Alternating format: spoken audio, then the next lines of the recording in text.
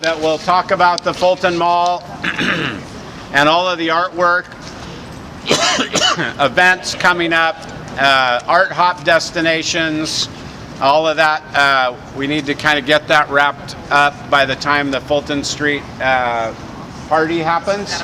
And Miranda is going to have her information for the Young People's Art Tour will be also a part of that app. But it's not really functional yet, so I won't promote that to you quite yet. This is the old Raiden Camp building where JCPenney was for a number of years.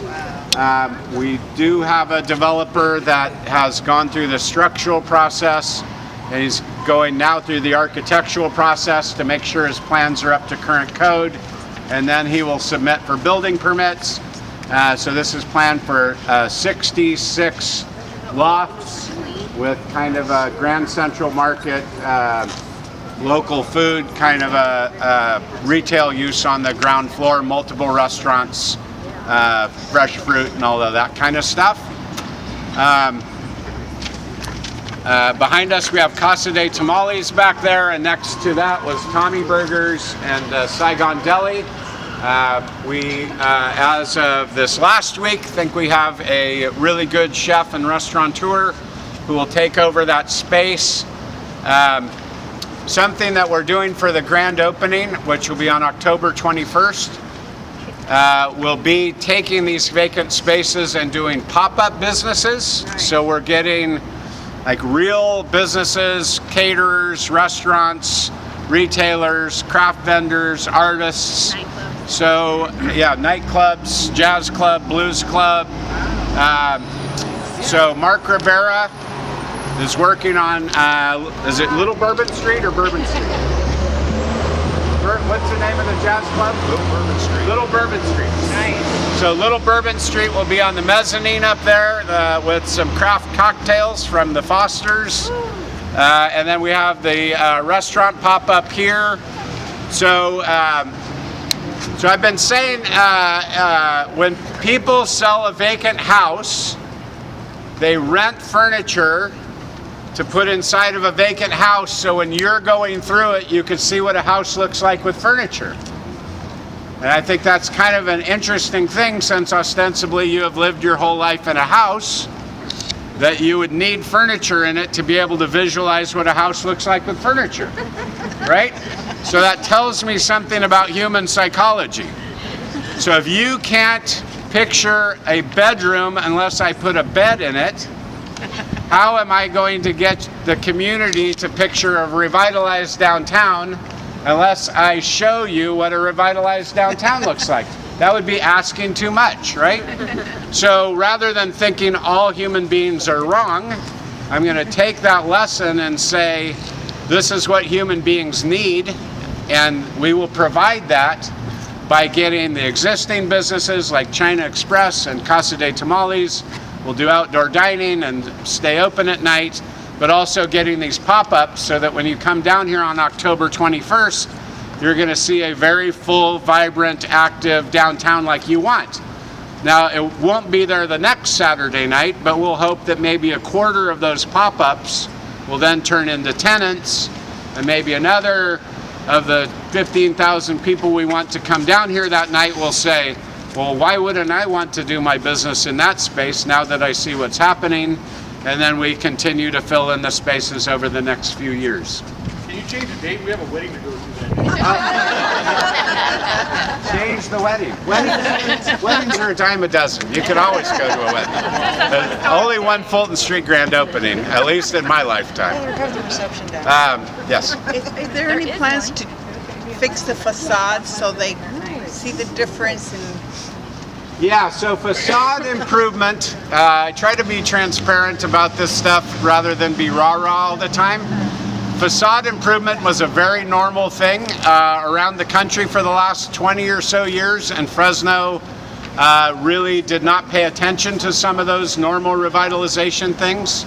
So now we have a lot of facades that should be repaired, but there isn't funding for them now that redevelopment doesn't exist anymore.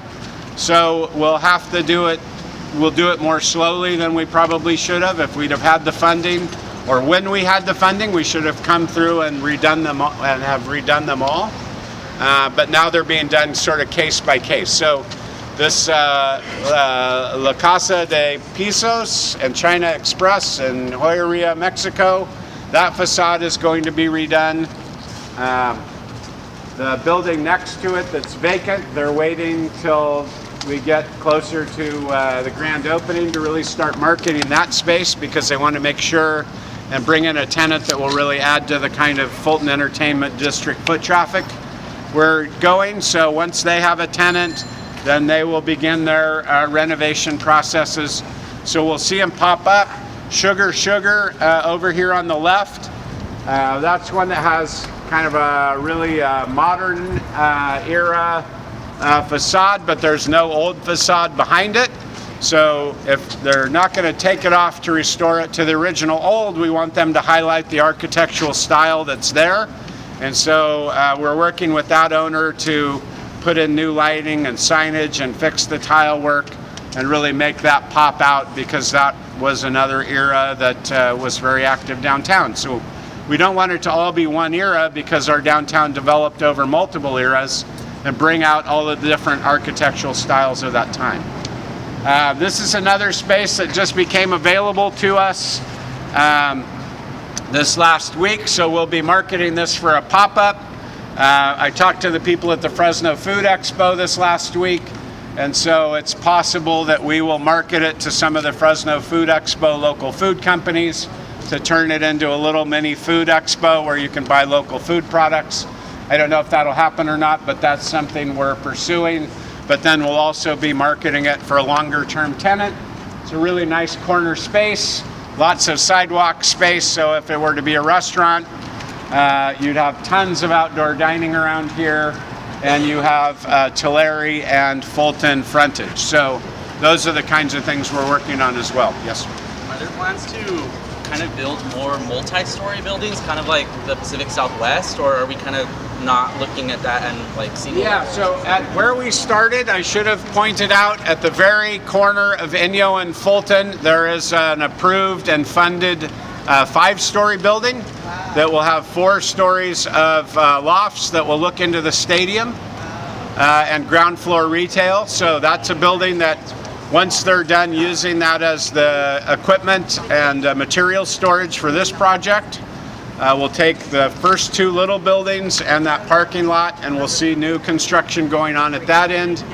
At the other end, the Housing Authority is looking at, I could be wrong by a couple floors, but I think it's a 15-story building across from the Grand or the old PG&E building for housing and then ground floor retail. So I think once we see 1 or 2 going up, I think that kind of starts priming the pump a little bit, hopefully. But those are exciting projects. Do we want to fill in all the empty existing buildings first before we do that? Yeah, well, so that's an interesting thing about filling the existing buildings. So here's another kind of little revitalization kind of tip. So when you go to Manhattan or San Francisco, if I ask you to think about those cities, you automatically think about tall buildings. But what you do in those cities is probably more likely to happen on the 1- and 2-story buildings. But you don't think about those because they sit between these skyscrapers that are on all the corners. But if you think about the delis and the pizza shops in New York and the other places that you like to go to, they're in the smaller buildings in between. So from my standpoint, I want to get these smaller buildings going. It costs a lot less for the property owners to get a restaurant into that space next to China Express, and that draws a lot of foot traffic down here and gets the sidewalks activated. And as we get more of that traffic, then it starts to become financially feasible to fix up the big, $15 to $25 million renovations that have to happen here.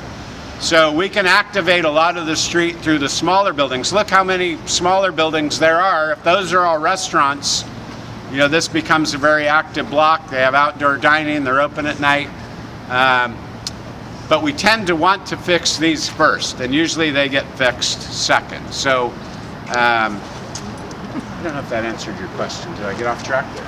Oh, new buildings rather than old buildings? Yes. In fact, I was in Sacramento. We got that $70 million for downtown through the Transformative Climate Communities.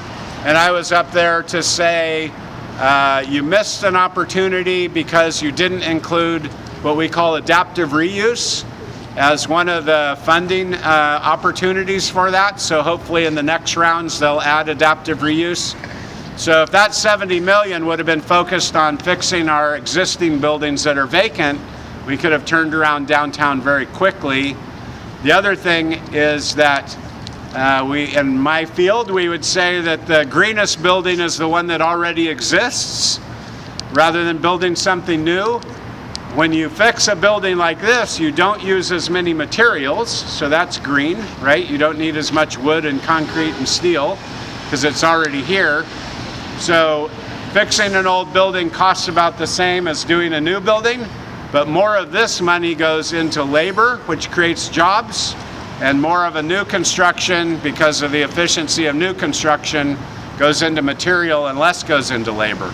So if you really want to have an economic impact, you focus on the buildings that are already here. Plus they've got this great historic character that we could never replicate.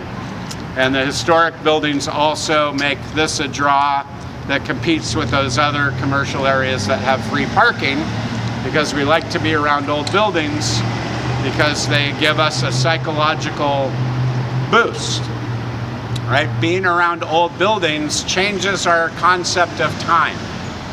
So in a world where things are always speeding up, you know, right? If I put you back on dial-up, you would go crazy, right?